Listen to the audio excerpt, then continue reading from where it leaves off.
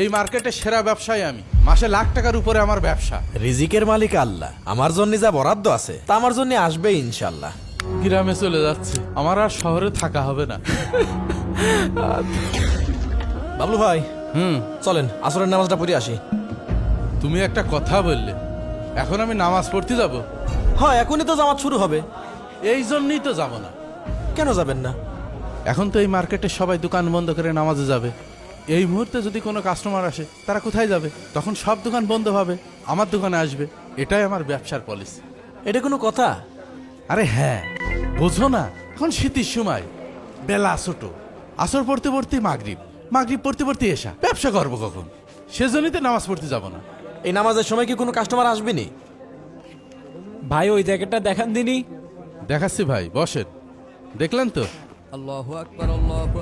এই যা, আপনার সাথে কথা বলতে চাই, জামাত শুরু হয়ে গেল। থাকেন, চলে গেলাম।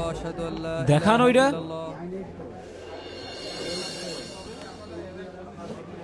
কি মিজান, মুখে হাত দিয়ে বসে আছো যে? কি এত চিন্তা করছো? এখনো তো বিয়েই করলে না মিয়া। আর ভাই, হাত আস্তে আস্তে মুখিতে মাথায় উঠে যাচ্ছে। শীতের সিজন চলে গেল, ব্যবসা বাণিজ্যের কোনো খোঁজ খবর নেই। ওই দেখেন, মাল মাটি সব পুড়িয়েই রয়েছে।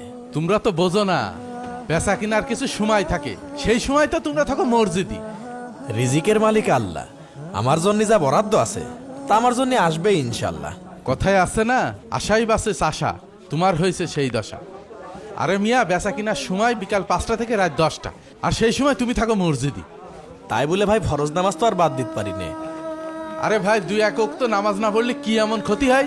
শোনেন ভাই, আল্লাহ তাআলা বলেছেন, যে ব্যক্তি ইচ্ছাকৃতভাবে ফরজ নামাজ ছেড়ে দিল সে কুফরি করল আর আল্লাহ জিম্মা থেকে বের হয়ে গেল।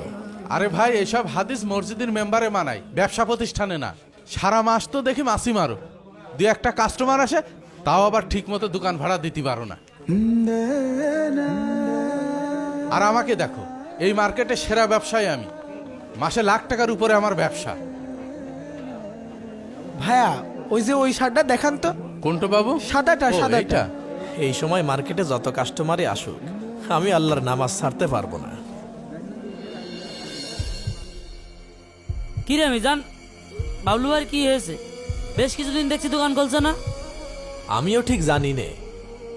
বাবলু ভাই যে জিনিস, সে তো এতদিন দোকান বন্ধ করে রাখা লোক না।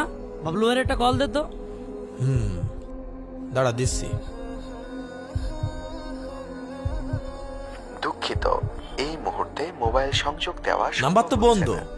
আমার মনে হয় ঢাকায় গেছে মেলা মালামাল কিনতি, ফোনে চার্জ দিতে মনে নেই। তাহলে থাক, আমি গেলাম। আমার কর্মচারীটা স্বভাব আবার ভালো না। গেলাম। আচ্ছা ভাই, তো এলাকায় তো থাকে নাকি? হ্যাঁ, আগে চল। আরে কি ব্যাপার বাবলু ভাই, এসব ব্যাগপত্র গুছিয়ে নিয়ে কোথায় যাচ্ছেন? গ্রামে চলে যাচ্ছে, আমার আর শহরে থাকা হবে না। কেন, কি হয়েছে? আপনি তো দোকানপাটও খোলেন না। হঠাৎ করে তোমাদের ভাবি অসুস্থ হয়ে যায়, তাকে ডাক্তার দেখাতে ঢাকায় নিয়ে গিয়েছিলাম।